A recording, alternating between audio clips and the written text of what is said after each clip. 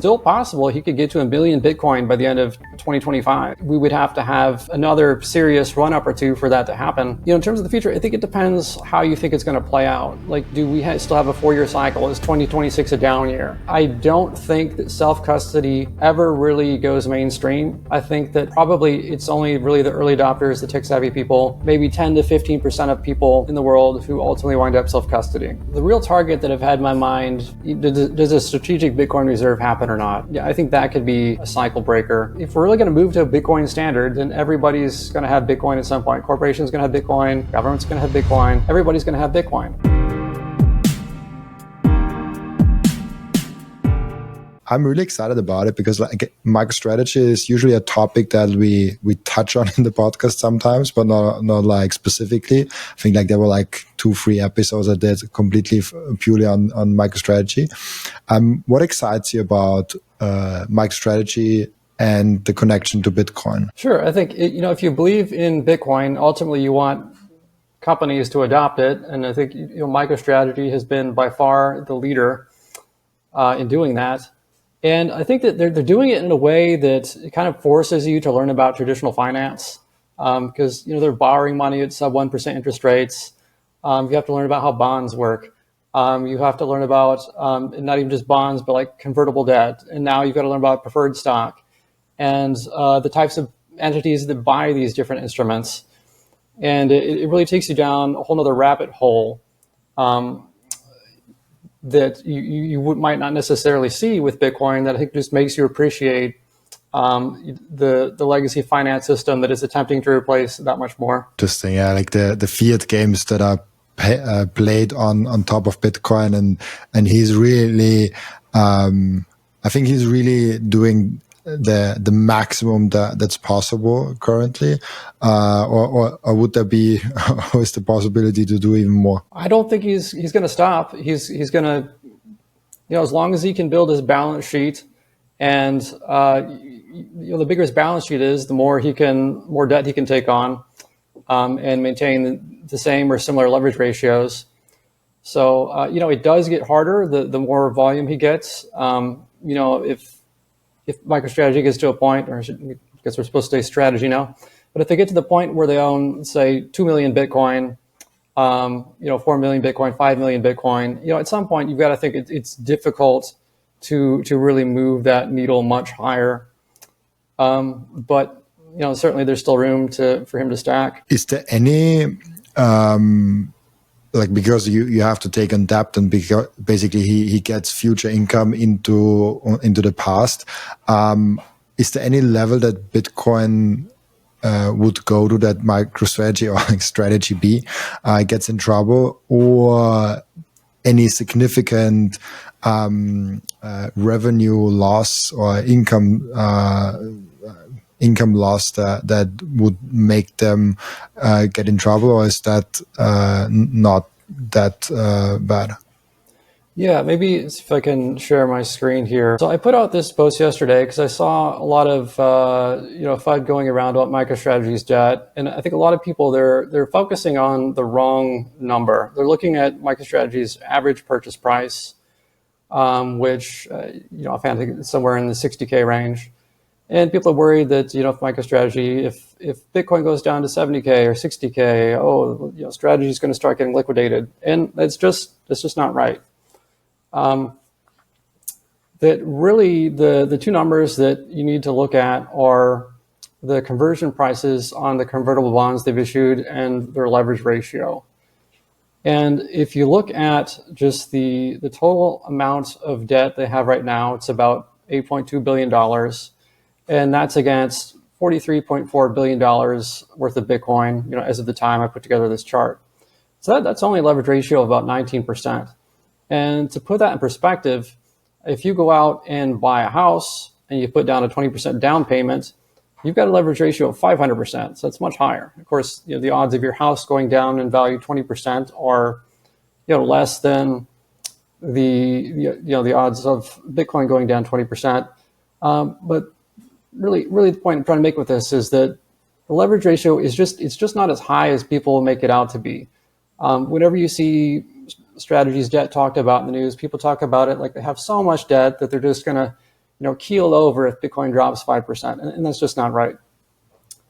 And the second piece of this is both the maturities on these convertible bonds and also the conversion prices. Because if you look down the left-hand column here, the maturities, none of this debt even matures until 2028.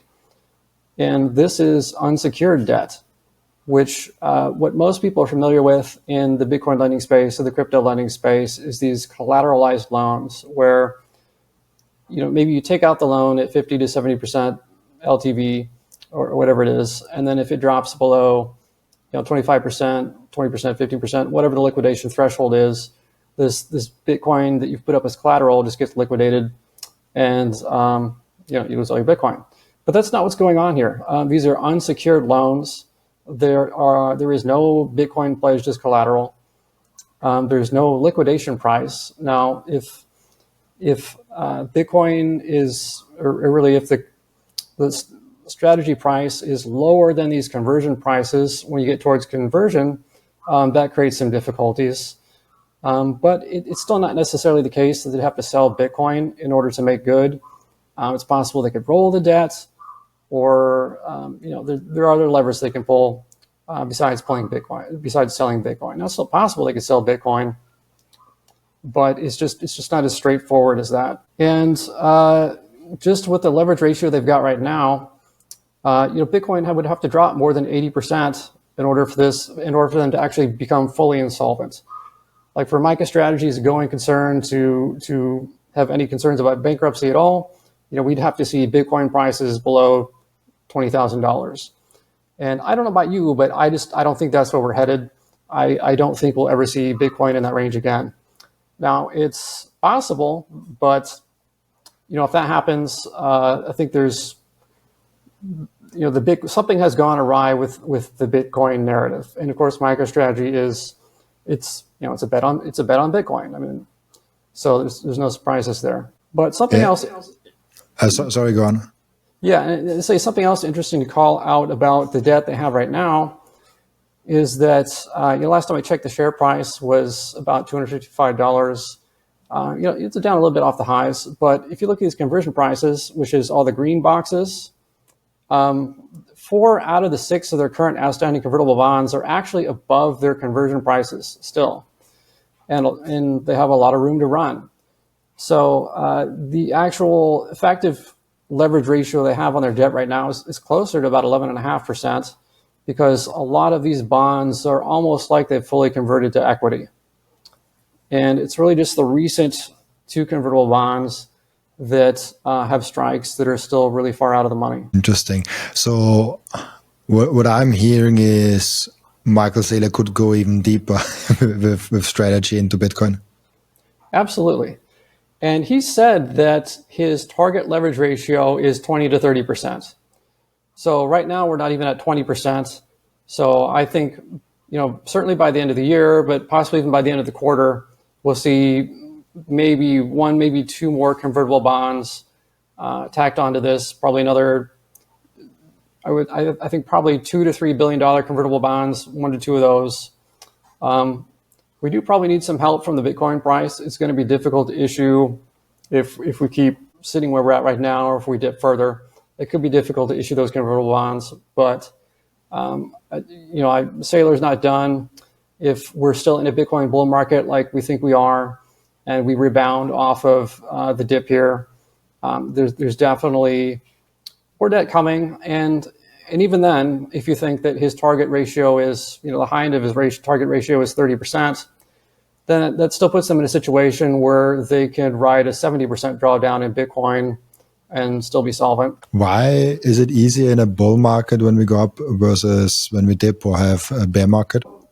One of the important things to realize about the way that they raise money with these convertible bonds and with their at-the-money offerings, and even at the market offerings, and even with the new preferred stock that they've issued, is that it's all a function of the premium over their Bitcoin holdings that the shares are trading at. And that tends to increase during bull markets. When Bitcoin goes up, MicroStrategy goes up more. And so this arbitrage becomes more favorable. And one of the things that you always hear about is, okay, why did Saylor buy the top? You hear people ragging him all the time, saying he's such a horrible trader because he's not buying the dips, he's buying the tops. Well, if he's buying the tops, he's doing it right. If you see him buy the tops all the time, that means he's got impeccable timing, and he's taking advantage of this arbitrage of MNAV, what people call it, the multiple of the share price to the underlying Bitcoin holdings. He's taking advantage of that when it's at its most favorable. Interesting. I never knew that. How many Bitcoin do you think he can possibly reach? I mean, he reached already way more than I anticipated. He surprised already some people if like starting in 2020, and now he already has a considerable amount of Bitcoin. How much can he accumulate?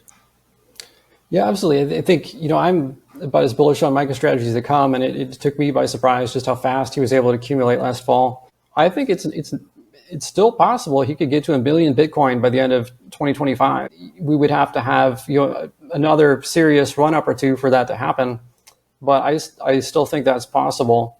In terms of the future, I think it depends how you think it's going to play out. Like, do we still have a 4-year cycle? Is 2026 a down year?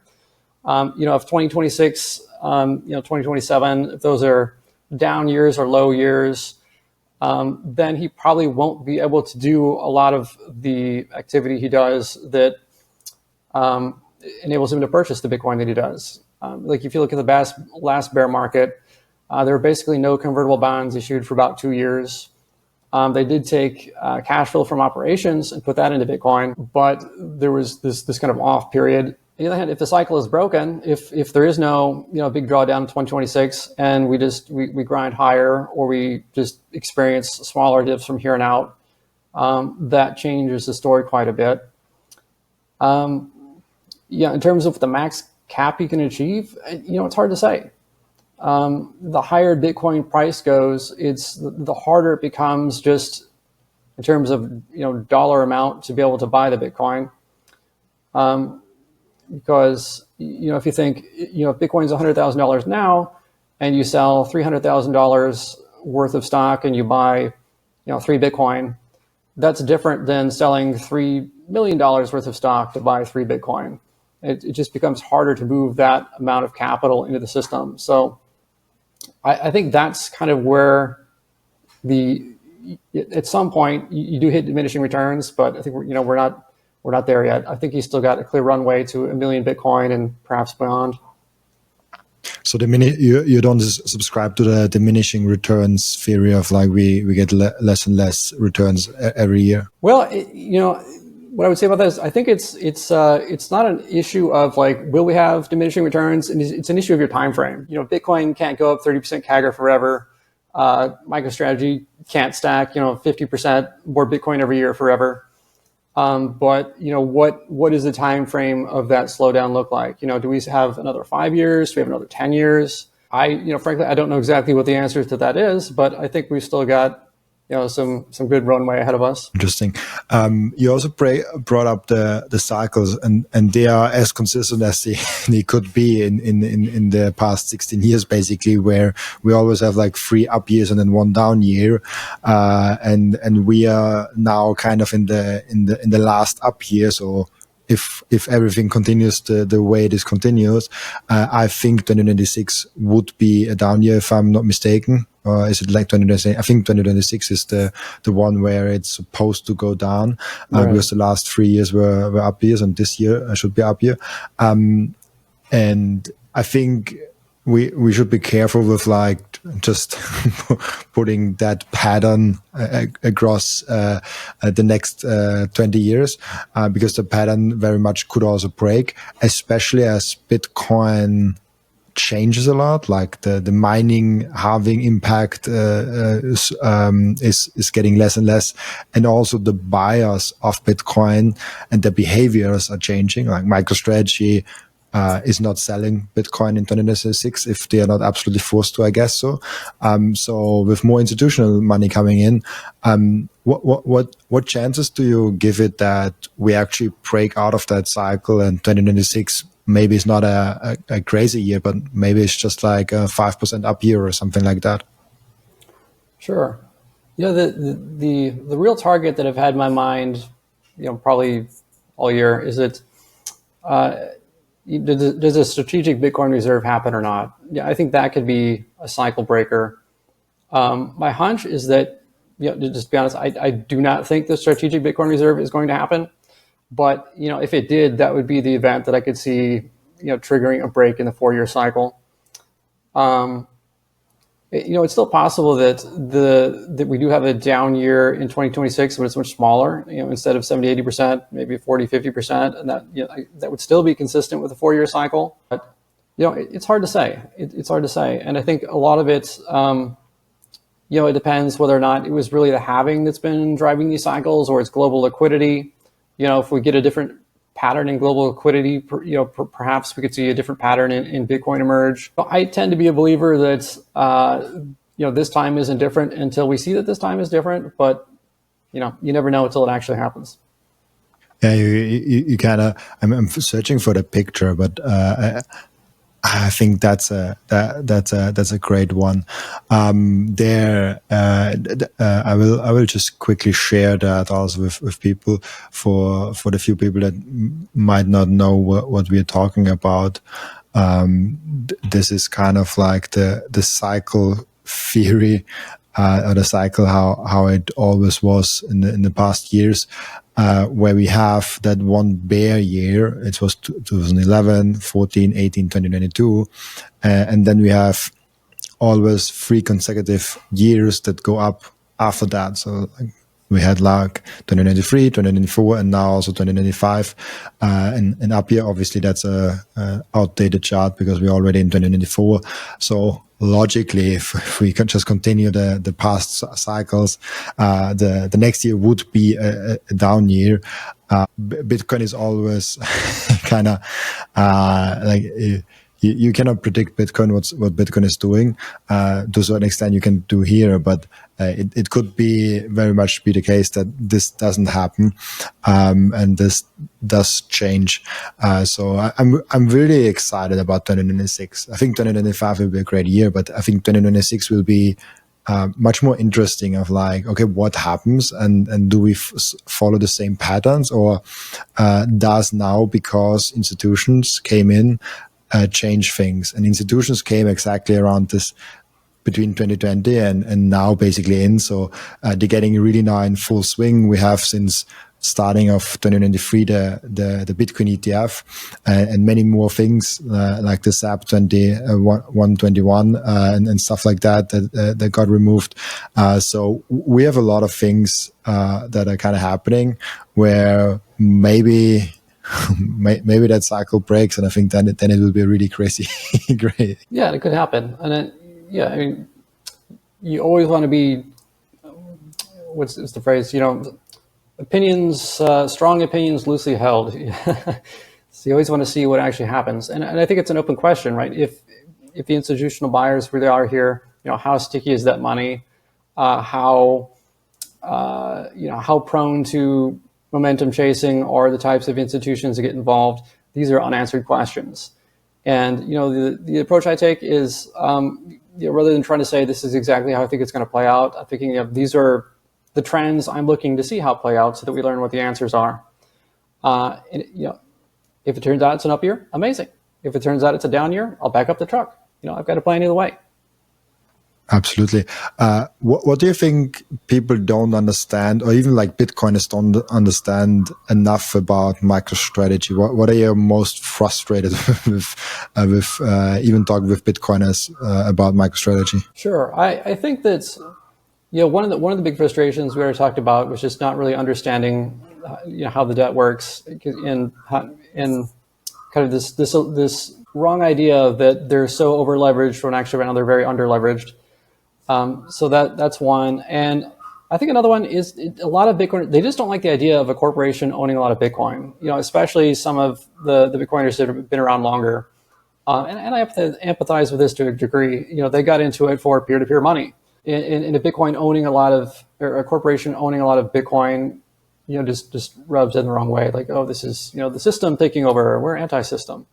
But I think that type of thinking, it's while I can empathize with it, I think that, if Bitcoin if we're really going to move to a Bitcoin standard, then everybody's going to have Bitcoin at some point. Corporations going to have Bitcoin, government's going to have Bitcoin, everybody's going to have Bitcoin. And it's just not going to be the case that, it's only people who have it, only private citizens holding Bitcoin in their private wallets, and that, corporations, they don't hold any. They're only going to deal in fiat, while all the rest of us deal with Bitcoin. Yeah, it's just not the way it's going to play out. So, yeah, I think just more acceptance of corporations getting it on the game and seeing that really as a positive for the space rather than a negative is what I would hope for. Yeah, it's kind of annoying when people say like, oh, like they shouldn't buy Bitcoin. Like Bitcoin is for everyone. Like you want hyper Bitcoinization, but you don't want companies to buy Bitcoin. Like what's up? Like there's some gap in between. If you want Bitcoin to succeed, but you don't want some institutions or some parts of people not buying Bitcoin, then there's like a gap in between those things. Like either Bitcoin is a niche cyberpunk thing where only there's only an underground economy, which is fine, but I think that's not what Bitcoin is. Bitcoin is the money revolution, and in that case, if Bitcoin is actually the money revolution and Bitcoin is actually this hyper Bitcoinization thing actually happens, then also your enemies will have Bitcoin, and also corporations, and maybe even nation states will have Bitcoin, and you kind of have to deal with that, and you had enough chance now to accumulate, or you will have more chances to accumulate in the future. Yeah, absolutely. And I think it's something that's not unique to Bitcoin. I think it's part of like this meta pattern that you see in movements. The early movement tends to be like the early adopters, this really hardcore crowd, and then no movement survives contact with the mainstream without being radically transformed. And I think this kind of culture conflict, if you want to call it that, was always coming. And I think you just have to trust that what comes out the other side makes the world incrementally better. And probably one of the more contrarian opinions I hold is that I don't think that self-custody ever really goes mainstream. I think that probably it's only really the early adopters, the tech-savvy people, maybe 10 to 15% of people in the world who ultimately wind up self-custodying. And either that is enough to keep the system honest, to prevent runaway fractional banking problems that people are hoping will get resolved, and any other kind of paper Bitcoin problems. Either it's enough to keep that in check, or it's not. And I think Bitcoin kind of has to stand or fall on that. And if you're thinking about designing the system, you're thinking about what upgrades can go into Bitcoin or what kind of services to build on top of it. I think that is really the challenge to think about. The marketing problem of how do we convince 8 billion people to self-custody? I don't think that's the right challenge to tackle, because you're just not going to get there.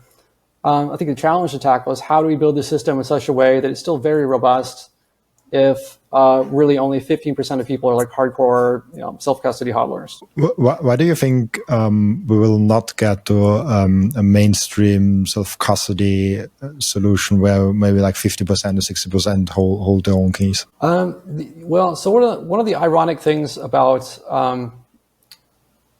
really kind of like one of the tensions is that if you got this system where self-custodying is to some people hard, of course people scoff at that. Oh, it's not so hard, you just memorize 12 words, or think about the type of person who loses their password all the time, and there's a lot of people, or the type of person they keep their password as a sticky note on their monitor. These are people who are putting their life savings in something that they could easily lose is a horrible idea. They need, at minimum, they need some kind of collaborative custody solution. And it could be the case that we get really good collaborative custody solutions that make this a lot easier for people. I'm a big fan of companies like Unchained. And so if, I could see a world where collaborative custody solutions get much better to the point where a much larger percentage of people are using solutions like that. I don't know exactly what those solutions look like, but Yeah, sure. Yeah, there's potential there. Absolutely. I do like also. I mean, I don't use it myself, and if you are hardcore and tech savvy and a Bitcoin, I maybe it's not the best wallet, but I do like for normies the BitKey, and their setup with like your phone, the BitKey, and their servers. It's like basically a 2 out of 3 multisig, and it's so simple. It's like an Apple device, and I like if I have any doubt that a person probably loses it if they use anything else, I either go if they have a small amount with recommending BitKey, or if they have a high amount with collaborative custody, or with something like the Bitcoin way, where they can actually get someone to explain them one step by a time, depending on what they want to do. But I think the mainstream way could be something like BitKey. So like having like an extra device which just has a fingerprint or like something else, and no screen, nothing confusing, and you just hold it to your phone and it's really easy. That's where I think we could go to a mainstream self-custody thing. But I do agree with you that I see a hard road to there. Like even now in Bitcoin, if you ask most Bitcoiners on a random big, let's see, I will be in Vegas, and there are like a lot of Bitcoiners there. I wouldn't be surprised if not even half of those Bitcoiners have self-custody. Like, I think most Bitcoiners actually don't do that. And there's some evidence to that. There are like hardware sales and the wallet addresses and stuff like that there. And they make surveys and around that. So even now, even the early crowd is not that much into self-custody, even though I push self-custody as much as I can. So I hope we see self-custody, but I kind of agree with you. We probably won't see it that much. And the point I want to be clear here about is that, I think we should encourage everyone, I think self-custody should be heavily encouraged. I think we should encourage everyone who can do it to do it. So I'm definitely not, I'm definitely fully in favor of self-custody. I just think that empirically, it will probably be the case that a large percent of people don't. And, I'm also a big fan of the BitKey. I think it's definitely one of the easier solutions for onboarding new people to hardware wallets. Absolutely, and also something affordable, because I do like also like Unchained, Casa. I recommend a lot also the Bitcoin way if people really want to learn it also themselves and do it and stuff like that. But having a cheaper option, and I don't know what the BitKey costs, and they're not sponsoring, by the way, but I do like the solutions there. I don't know, like €100 or something like that. They're not that expensive also, where you don't have to pay like €2,000 per year or something like that, or some of the other offers. So it's definitely interesting option. How important do you see overall that the bridging technology between fiat and Bitcoin, be it like an ETF, being like other technologies, where we kind of have the bridge between Bitcoin and fiat? Sure. I think probably we're going to see many different iterations of that over the long arc of 10, 20, 30 years. I think that just kind of in my mind, the way the progression from Bitcoin as store of value to medium of exchange plays out is eventually enough people, just because right now, if you want to buy something with Bitcoin, it's hard to find people that will accept it still. I mean, you can go on directories and you can intentionally go places where Bitcoin is accepted, but you can't just walk in any old store and use it. And I think eventually the road to medium exchange is that eventually enough people have it and they are storing their wealth in it, they're keeping their savings in it, that instead of wanting to cash out into fiat and then spend it, they'll just be like, okay, well, I have Bitcoin, you have Bitcoin, why don't we just exchange? And I think that's really when you start to see like mass market demand pick up for more peer-to-peer type solutions. I think the path to that, starts now with things like ETFs, and as much as people don't like custodial Bitcoin solutions. I think these bridges form a vital link in getting to the point where enough people just have Bitcoin on hand that it's widespread enough that it can become a widespread medium exchange at some point. I partnered up with Coin Vigilante. This is the most beautiful Bitcoin timepiece that I ever saw created by anyone. Look at that beauty. I love it so much. Coin Vigilante made a perfect Bitcoin watch. That's the perfect, subtle, elegant way to go out there and show that you are a Bitcoiner. And that watch brand is Bitcoin only. And Coin Vigilante just dropped a completely new and amazing Genesis edition of their watch collections. You have the date of the first ever mined Bitcoin block in there, and of course also the block height and which epoch we are currently in. I love the level of detail they put in this masterpiece, and make sure to check out those amazing Coin Vigilante timepieces down in the descriptions. I love those watches so much. If you watch or listen to my podcast on a regular basis, I guess you already bought some Bitcoin. And now the most important step is to keep the Bitcoin. Keep them secure in a hardware wallet. My personal recommendation for hardware wallet is the BitBox. It's super secure. It's simple to set up. It's also a perfect gift for a friend who has still their Bitcoin on an exchange. And you can get a 5% discount with the code Robin at the checkout. Visit bitbox.swiss/Robin to get your BitBox. And the next step is to really level up your sovereignty as an individual. You have to have the most secure self-custody setup. You have to secure your own devices. You have to protect your privacy. You have to set up an inheritance plan. And depending on where you live, you even want to have a plan B, a citizenship where you can move in case something goes really wrong. And through all those steps, the Bitcoin way is guiding you through step by step. And if you visit thebitcoinway.com/partners/Robin, you even get a 30-minute free call to find out how you can level up your sovereignty. Interesting. By the way, one other thing is, because we talked about altcoin, we talked about cycles before. One thing that I also get a lot in the comments is like, oh, like, why don't you buy some altcoins to get more Bitcoin? Which always is like, no, I want Bitcoin. But I hear now a lot of the same arguments around MicroStrategy of like, oh, I want to, I buy now MicroStrategy to get more Bitcoin in the long run. Basically, they're using MicroStrategy almost like, a leveraged Bitcoin position to a certain extent. I mean, it is in many ways a leveraged Bitcoin position.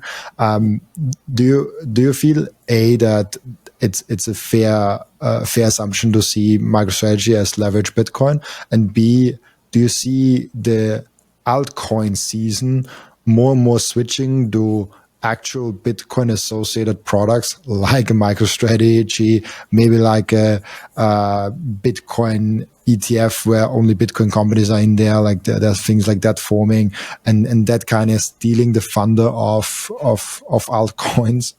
Yeah, absolutely. I think we're seeing that happen now.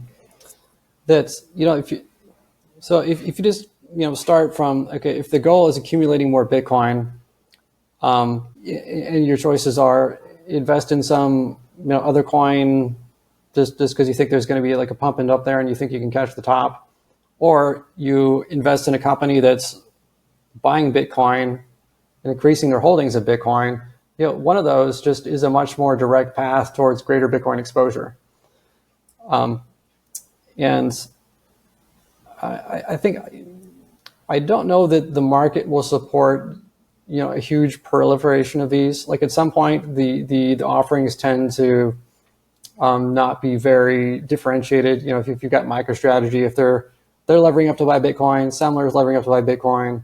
By the time you get to the 10th player doing that, maybe you've got a harder time turning that into a compelling bet. But to the extent these companies are out there, they're running these plays, and it's a much more obvious direct connection to more Bitcoin holdings, and also it's a regulated product. Maybe some people aren't excited about regulated products, but there's an actual like company there. There's a business behind it that's buying Bitcoin. It's not just some token created out of thin air that you're betting that you can be smarter than everyone else and cash out at the top of the pump and dump. It's sometimes I'm kind of fatted by like, why are there not more businesses doing that? Like they are semi-scientific. There are like other companies that do the MicroStrategy or the Strategy B playbook.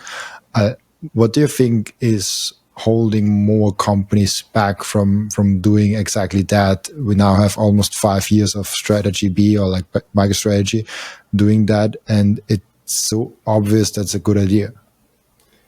Yeah, I think from the conversations I've had and the things I've heard, it mostly comes down. It's very difficult to get your corporate board to buy into it. So you really have to have a special type of board. And one of the things Michael Saylor had going for him was that he had more than 50% of the voting rights. So once he decided that he was going all in Bitcoin, they were going all in Bitcoin, and he could just vote that into existence single-handedly. If you don't have that same kind of concentration of voting power, in a founder, or if you can't get widespread buy-in on your board, it's very difficult to push the play through, because there's still career risk. If you go out and you buy Bitcoin, and let's say you even get the timing right, you're buying in year 2, 3, 4 of a cycle, and cycles are still a thing. Then that down year comes. Memories are very short. What happens after 50, 60, 70% drawdown of Bitcoin? Somebody's gonna get fired probably. But then in the same token, like, memories are short. The next year, Bitcoin rebounds. It's back up to all-time highs. Yeah, the company looks great. Then what happened to that guy who's already fired? Do they bring him back? I mean, what happens then, right? Yeah, I think it's difficult to get boards to buy into Bitcoin, and it's also like difficult to, I think, just stick to the path, have a 4-year time horizon. Not get shaken out, especially if you've got members of the board who are enemies to the strategy, who are just going to descend during down parts. So long story short, I think it really just comes down to having a team that can execute it and believe in it. So what you're saying is basically that the career risk of embracing Bitcoin and being and shaking the company up and having maybe on the back end of this kind of career risk, because you're proposing something abnormal, something maybe that other people see as risky, that is still too high, and the career risk did not flip to, it's a career risk to propose Bitcoin, it's to the career risk of like, it's a career risk not to adopt Bitcoin. Yeah, exactly. If we get to that flipping point where shareholders are like, why, MicroStrategy just 40x their company in the past few years. Why aren't we doing that? If you get to a point where those kind of conversations are coming up and they're very serious and shareholders are very serious about it, that can flip the script for sure.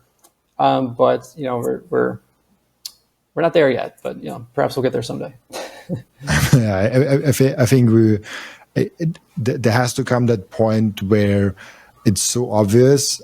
Also in the mainstream, where shareholders and people say like, oh, like, what's your Bitcoin strategy? And if you don't have a good answer, like, you're like, oh, like, okay, I'm not investing in that company, or like, you are not a good fit for the CFO role or something like that. So like, there's that career risk flipping point where you have to know about Bitcoin and you have to have a good strategy around it. Otherwise, you don't have any credibility as a CFO or a CEO or a board member of a company or something like that. Sure. And I think probably the way it will look will be a little bit different, because, not everybody is going to do the full MicroStrategy playbook and lever up and take on convertible bonds. Probably what it looks like is we get more and more companies that have, 3 to 5% Bitcoin allocation. And maybe that grows over time, and it just becomes like a standard treasury asset. I think that's probably more the manifestation that it will take for most companies. And yeah, I do agree, and we're already seeing now companies that are not big on the radar when you talk to exchanges and when you talk to their P2P clients, and they're like, yeah, like they're just stacking. They're like they're having some goal of like stacking, I don't know, like 5 Bitcoin per month or something like that, with some of the extra cash flow. Like that's fine. Like not every company has to go full on in Bitcoin and go on every podcast, talk about it and stuff like that. There are a lot of like smaller or like mid-tier companies that are not publicly traded. They're maybe family owned, and they're like, hey, like we want Bitcoin on our balance sheet. We want to have like, I don't know, a 10% allocation of our balance sheet in Bitcoin, and that's probably. Those companies are in numbers probably more than the companies that go all in and do everything. But it's boring to talk about them. That's why nobody's talking about them. Because when you have like MicroStrategy takers like all in and they're doing everything 100%, there's no headline in writing like, oh, that random company is converting 5% of their balance sheet. Like, I like that. Like nobody's talking about them because they're boring. Yeah, absolutely. It's not going to make headlines when, company XYZ acquires 3% allocation of Bitcoin. And well, I guess the other thing to point out is that, every time, these 13Fs come out, the companies just disclose what they're holding. The companies that have, Bitcoin on the balance sheet, typically, mostly Bitcoin ETFs at this stage, that number is growing every quarter. When we get the 13F season and those filings come out, there's more and more companies with Bitcoin in the balance sheet, and that's just the public companies. It's hard to say, how many of the private companies out there are quietly stacking Bitcoin in their balance sheets. And I know that companies like River and Swan, these Bitcoin only financial services companies, they're onboarding companies, they're helping them with their treasuries, and it's happening. Yeah, it's private companies also usually have an easier time to do that from my perspective, because they usually don't have the structure, and the head of it is usually smaller and slimmer, and it's not so many more people that talk about it, and they have usually an easier way to decide something like that, and a quicker way to decide something like that, at least of like how I see it. And I think there are a lot of I know actually, like, because I talked with the exchanges and talked with some of the people that talked with the P2P clients, and there's like, oh yeah, like there's this company there in this rural area, they like just stacking 20 Bitcoin and they're doing nothing even internet related. There's some industrial company, they just have cash flow over and they want to stack Bitcoin with that. And that's amazing, because they actually just use it as money. And that's great. And like, that's what Bitcoin is, right? Like we want Bitcoiners, and we want people and companies to just stack Bitcoin and use it as what it is supposed to be, like store of value. Maybe down the road, medium of exchange, maybe down the road more than that. But right now it's store of value phase. So they will use it as exactly that. And it's great to see. And I like that. How do you see this adoption moving forward? If like we're now already at the point where private companies are buying it, large public companies buying it. We haven't seen like an Apple or something like that. Like the closest thing is probably Tesla, that owns still like 10,000 Bitcoin or something like that, which is a small amount for their size. But what do you see in the adoption cycles moving forward? When do you think we hit that point where we really have a lot of companies in Bitcoin? Sure.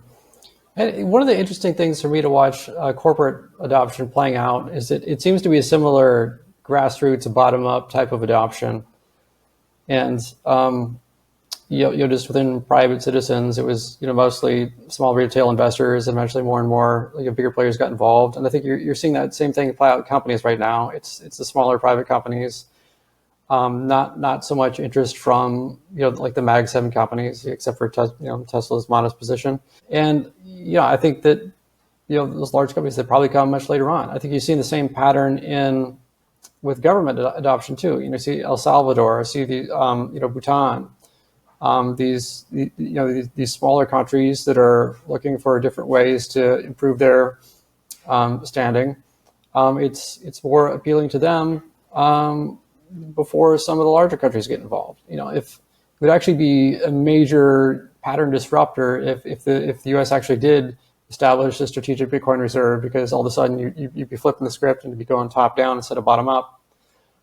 But just in terms of broad strokes, I think that's what it looks like. Is first you capture the long tail, you capture the mid market, and then Bitcoin adoption just keeps working its way up market to larger players and larger pools of capital. Absolutely, and it's like a slow adoption, and I love that how you compare it with like the grassroots movement. I never looked at that way. Interesting.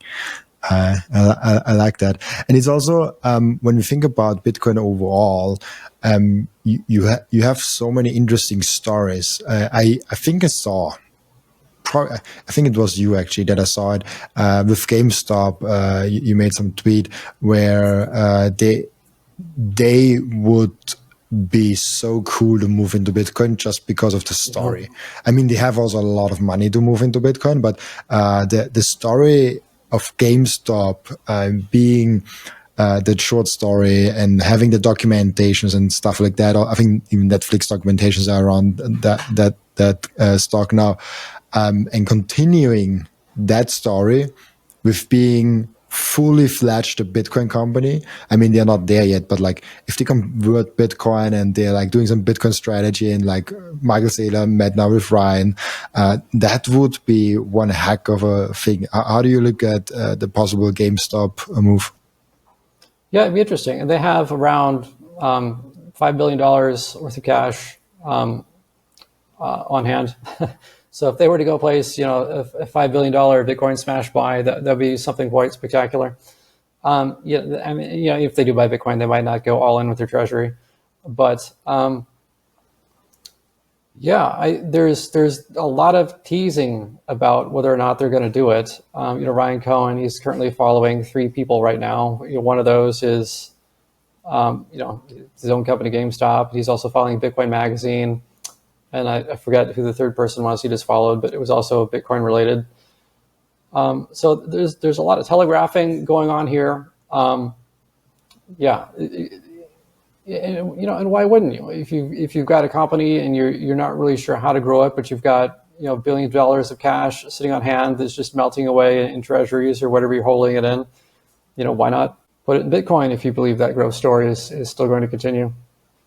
Yeah, that's pretty cool. He is following GameStop, Bitcoin Magazine, and Bitcoin, the Bitcoin handle. So that's kind of a small signal there that he sets. Yeah, I mean, if he's not going to do it, this is a big tease. And, it might be a big tease, but you can't look at this and say he's not telegraphing interest. So.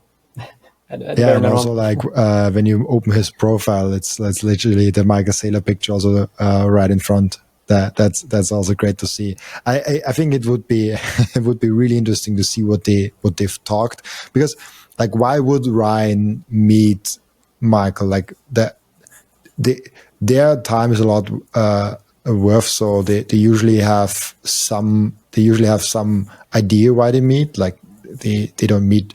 They could meet just to have fun, but they probably have some thing they talked about, and like what did they talk about? Like probably Bitcoin. Yeah, I can't imagine they just got together to like go bowling or something, right? They got to be talking about Bitcoin. Would be fun to bowl with Michael Saylor, but it's like they definitely talked about Bitcoin. There, it's almost impossible, and so then they're like, okay, Michael Saylor is always very strategic, so maybe Ryan wanted to implement that and wanted to know like what's the best way, like how can GameStop move forward and be a Bitcoin company, and with like the small signaling, with like following people there, here and there and stuff like that, and with meeting Michael Saylor. I wouldn't be surprised if this year's story, big Bitcoin story, might even be GameStop. Like if they do a big move, maybe even beyond just buying Bitcoin. Maybe they do something with like developments or whatever.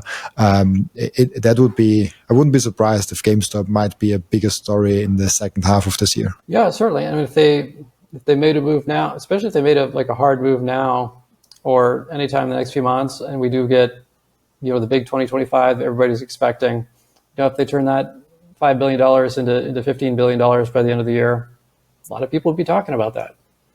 Absolutely. What do you think is the end goal of strategy B? I mean, end goal, I don't know if they have the end goal, but what do you think is the bigger vision also with the rebranding now and with their kind of Bitcoin focused branding? Sure. And there's been some speculation, shout out to Michael Sullivan, who pointed this out, that it looks like a bridge brand. It looks like some MicroStrategy to strategy B, and eventually that could perhaps that's a bridge brand to eventually being strategy bank. So the convertible debt, preferred stock, just share arbitrage version of Bitcoin accumulation is something that's still going to work for a while, but it's not something that they're going to be able to do forever. Eventually, at some point, if they're a company that has the most Bitcoin of any institution in the world, and Bitcoin banking becomes a thing, who's going to be best positioned to that? Who's going to be best positioned to execute on that? Well, obviously them. So they're going to have a lot of optionality in terms of what they do with that Bitcoin. It's going to be interesting. Whether or not they actually become something that looks like a consumer bank with lending services and all that, I don't know. It's definitely not where they're at now. It's going to take a while. It would take years, probably 10 or more years to get to that point. But I think they're going to continue to show us creativity with the types of financial engineering that they do and the types of products that they offer. Right now the customer for those is primarily institutional investors. Maybe they come up with some creative ways to financialize Bitcoin for retail investors at some point. I don't know. We'll see. Yeah, also they have usually like a B2B focus, so maybe they even get to be a Bitcoin bank for corporations or something like that. It could happen. Like they have a lot of possibilities, and it will be fun to see the company. Like it's already fun to see if you think about where MicroStrategy was 5 years ago and where it is now. Like that. That whole rebirth of a company is pretty amazing because 5 years it was in a completely different direction going where it's going now, and it was also a completely different size. They had like 500 million back in the day and on the balance sheet. I don't even know what they have now, but like they have now, how many Bitcoin do they have? They're almost to 500,000. Oh man. They're about, I think they're like 800 and some shy of 500,000. Probably get there by the end of the quarter. I love that. Wow, 500,000. That went rank. That went really quick. I can remember when we talked not that long ago about like, will they hit the 1% of the Bitcoin supply? Yeah. Well, just last summer, people were saying, MicroStrategy will probably never own much more than 200,000 Bitcoin. And we blew way past that. November just changed the game in a very big way. Just with the amount of Bitcoin they're able to buy. And something else I just thought, a different way I thought to frame the whole, like, do they become a bank issue is it probably coincides somewhat with when does Bitcoin flip from being, primarily a speculative asset. I'm comfortable saying right now it's primarily a speculative asset to being, primarily, a store of value asset. And that's probably the inflection point. Like right now, let's say how can you financialize Bitcoin for consumers or other than like something like lending it? And if you're going to lend Bitcoin for 5% return or whatever it is, whoever is borrowing that has to have some use case for that Bitcoin where they think that the return on it is going to be greater than the return on Bitcoin plus 5%.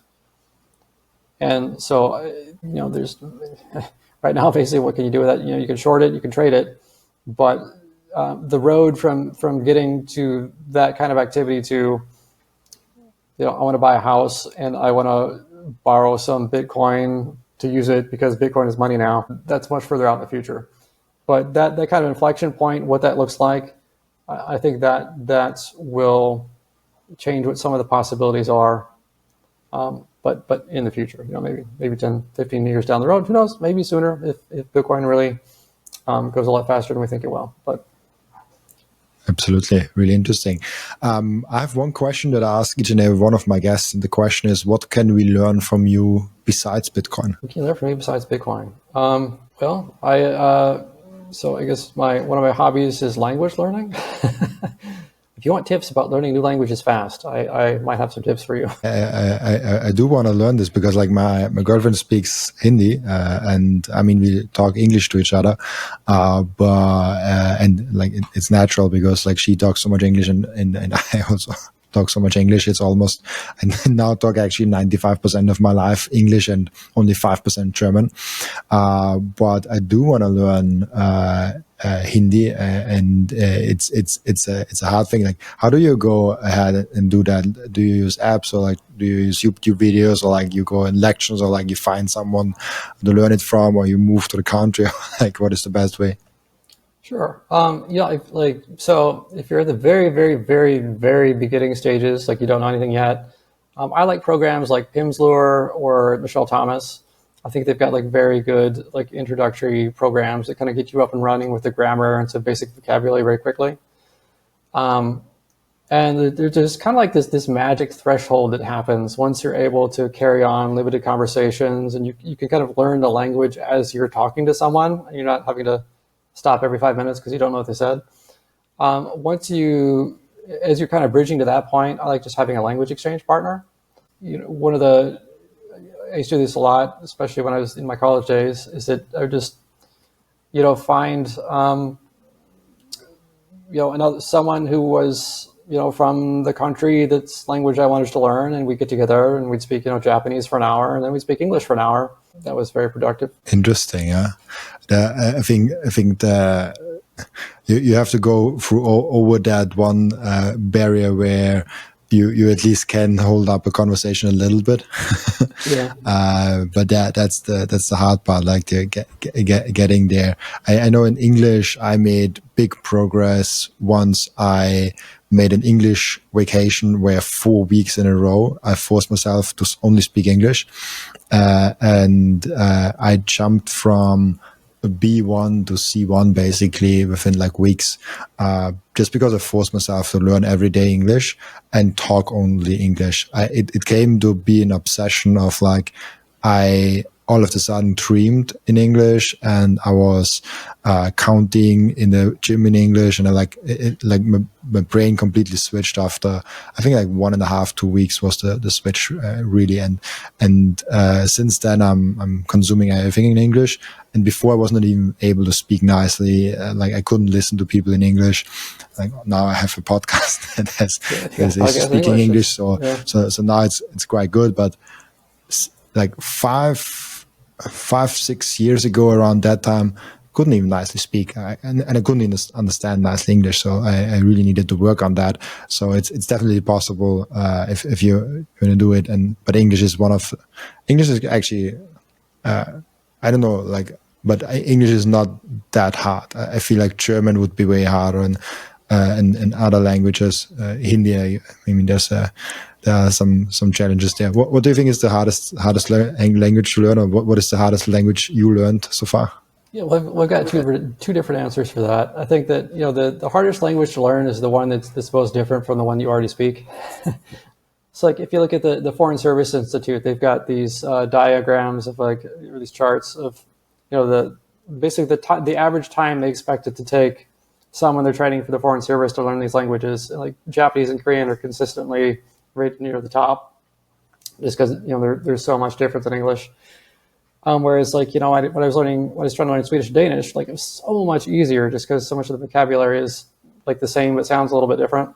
But the other thing I would throw it out at you is that anywhere in the world, you can find a 4-year-old who speaks the language you're interested in. So anywhere in the world, 4-year-olds can learn any language in the world and speak it natively and fluently. So I think the takeaway from that is, if it's something you're really interested in, it's within your grasp. Any language in the world you want to learn. Yeah, it's just about are you really willing to learn it, and how much time are you willing to commit to it? Because you can definitely do it. Yeah. Really cool. Interesting that you chose that. Sorry, one more question on that. How did it come to that you're like passionate about learning new languages?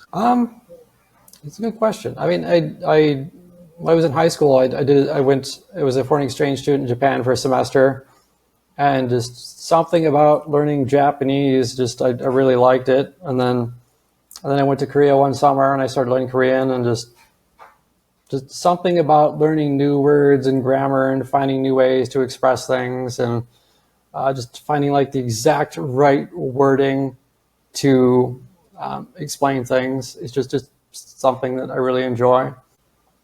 You know, in every I think probably one of the misconceptions about learning languages is it's just you're learning all the same words but in a different language. Like, it's not how it works. You're learning an entire new way of expressing something. You know, from the bottom up. Like, there are words that just don't have counterparts, and I think it just kind of gives you this broader way of describing the world that I just found very interesting and appealing. There's even like studies around, if you speak a different language, almost your personality changes a little bit. Of like, if you are speaking German versus English versus French, or like you take a little bit of a different personality on, and that part is really interesting for me, of like comparing me being an English speaker versus me being a German speaker, and I noticed some small differences, but at that point it's really hard because I switch so naturally between those two now. But in the beginning, it was definitely noticeable. Do you also notice something where you like you change how you say something, like almost like a character change when you have a different language? Yeah, I've definitely noticed that. And it might stand out even more sharply to me because, you know, I actually lived in Korea for 10 years, and then when I came back, it was like major reverse culture shock, and yeah, it's.